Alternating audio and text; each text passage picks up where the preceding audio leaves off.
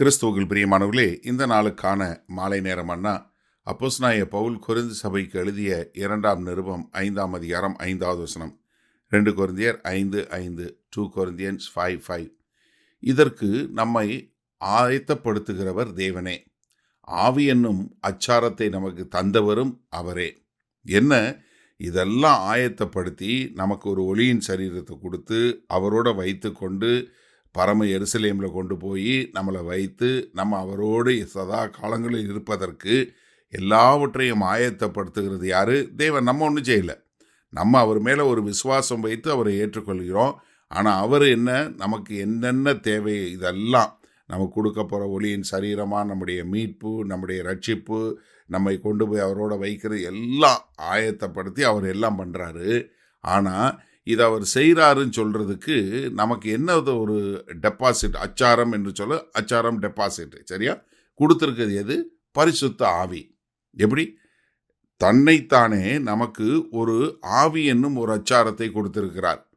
நான் உங்களை மீட்டு கொண்டு போவேன், நீங்கள் என்னோடு எப்போது இருப்பீங்க அப்படின்னு சொல்லுவதற்கு அடையாளமாக யாரை கொடுத்துருக்கிறார்? தம்முடைய பரிசுத்த ஆவியையே நமக்கு அச்சாரமாக கொடுத்துருக்கிறார்.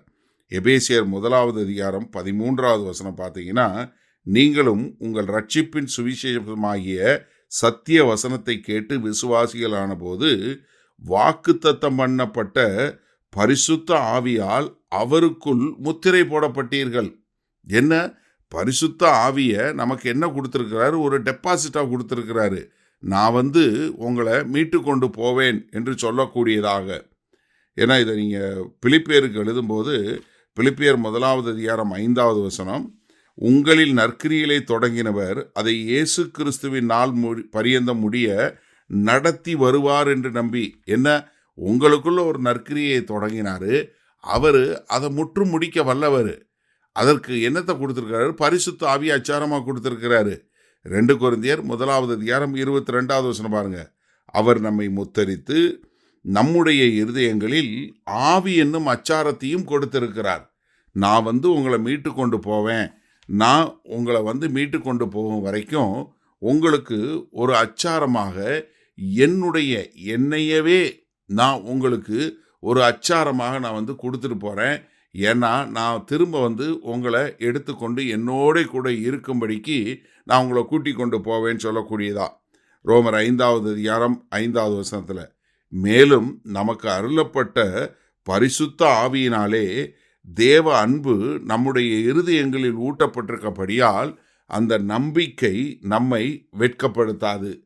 என்ன? நம்முடைய இருதயங்களில் பரிசுத்த ஆவி என்கிற அச்சாரத்தை கொடுத்து தேவ அன்பை நம்முடைய இருதயங்களில் ஊற்றப்பட்டிருக்கிறதுனால நம்ம அதை குறித்து வெட்கப்பட போகிறதில்ல. காரணம், நம்ம மன மகிழ்ச்சியாக கர்த்தருடைய வருகையை எதிர்நோக்கி இருக்கக்கூடிய மக்களாய் இருப்போம். சரி, இதனால் இந்த வசனத்தை நம்ம எப்படி எடுத்துக்கொள்வது? அதாவது இஸ்ரவேல் தேச மக்களுக்கு ரொம்ப நல்லாவே தெரியும், இன்றைக்கு நமக்கும் நிறைய இடங்களில் நமக்கும் தெரியும். இப்போ நீங்கள் ஒரு வீடு வாங்க போகிறீங்க அப்படின்னு சொன்னால், இப்போ வீடை போய் பார்க்குறீங்க, உங்களுக்கு வீடு பிடிச்சிருக்கு அப்படின்னு சொன்ன உடனே அவங்கக்கிட்ட இது என்ன விலை அப்படின்னு உட்காந்து நீங்கள் அவங்ககிட்ட பேசுகிறீங்க.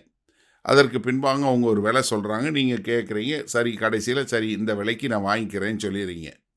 இப்போ உதாரணத்துக்கு ஒரு வீடு 3 லட்ச ரூபா அப்படின்னு வச்சுக்கோங்களேன். அவ்வளோ காசுக்கு கிடைக்கிறது இல்லை, 3 லட்ச ரூபான்னு வச்சுக்கோங்க. 3 லட்ச ரூபாய்க்கு ஒரு வீடு அப்படின்னு சொன்னால் நீங்கள் மொத்தம் 3 லட்ச ரூபாயும் கொடுக்கறது இல்லை. என்ன பண்ணுவீங்க? ஒரு 10% ஒரு டெபாசிட் கொடுப்பீங்க.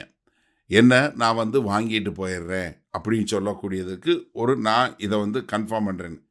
இந்த 3 லட்சம் விலையுள்ள ஒரு வீட்டை வாங்குறதுக்கு ஒரு 30,000 ரூபா காசை கொடுத்துட்டு போயிட்டீங்கன்னா என்ன ஆயிரும்? அந்த வீட்டை வேறொருத்தவங்களுக்கு அவங்க விற்பாங்களா? விற்க முடியாது. ஏன்னா நீங்கள் ஏற்கனவே அதுக்கு என்ன கொடுத்துட்டீங்க? டெபாசிட் கொடுத்துட்டீங்க. நான் வாங்கிட்டு போகிறேன், நான் வாங்கிக்கிறேன்னு சொல்லி நீங்கள் டெபாசிட் கொடுத்துட்டீங்க. அப்போ என்ன ஆகுது? அந்த வீடு உங்களுக்கென்று நிச்சயிக்கப்பட்டு விட்டது. நீங்கள் அதுக்கான அச்சாரத்தை கொடுத்துட்டீங்க. அதனால் அவங்களும் விற்க முடியாது. நீங்கள் என்ன பண்ணணும்? நிச்சயமாக திரும்ப நீங்கள் வாங்கிட்டு போகணும். வாங்கலைன்னு என்ன ஆகும்? அந்த 30,000 ரூபா போயிடும். இப்போது உங்களையும் என்னையும் மீட்டு கொள்வதற்கு கர்த்தர் என்ன சொல்கிறாரு, நான் போகிறேன், போய் உங்களுக்குன்னு ஒரு இடத்த ஆயத்தம் பண்ணிட்டு வந்து உங்களை கூப்பிட்டு போகிறேன் அப்படின்னு சொன்னவர், அதற்கு அச்சாரமாக என்னத்தை கொடுத்துட்டு போகிறாரு? பிதா, குமாரன், பரிசுத்த ஆவி என்று சொல்லக்கூடிய திரியேக தேவனே தம்மையே ஒரு அச்சாரமாக கொடுத்து, நான் வந்து உன்னை மீட்டு கொண்டு போவேன்னு கொடுத்துட்டு போயிருக்காரு. இதை விட ஒரு நிச்சயம் நமக்கு என்ன கொடுக்க முடியும்? இதை விட ஒரு அதிகமான திட நம்பிக்கை நமக்கு வேற என்ன கொடுக்க முடியும்? அப்போ எனக்கு அருமையானவர்களே, நாம் உற்சாகமாய் தேவன் எனக்கு பரிசுத்த ஆவியவே அச்சாரமாய் கொடுத்திருக்கிறார் என்கிற நம்பிக்கையோடு வாழ்வோமா? வல்லபிதாவே, என்ன ஒரு ஆனந்தம்! எங்களை மீட்டுக்கொள்ள தம்மையே ஒரு அச்சாரமாய் கொடுத்த ஒரு உன்னத தெய்வமே, உமக்கு கோடான கோடி நன்றி. ஆமாண்டவரே, நாங்கள் நம்பிக்கையுள்ளவர்களாய், திடமுள்ளவர்களாய், அதை விசுவாசித்து நடக்க எங்களை ஒப்புக் கொடுக்கிறோம். மீட்பர் இரட்சகருமாகிய இயேசு கிறிஸ்துவின் மூலம் பிதாவே, ஆமேன். கர்த்தர் உங்களை ஆசீர்வதிப்பாராக. நாம் நாளை காலை தினசரி தியானத்தில் சந்திப்போம். Good night.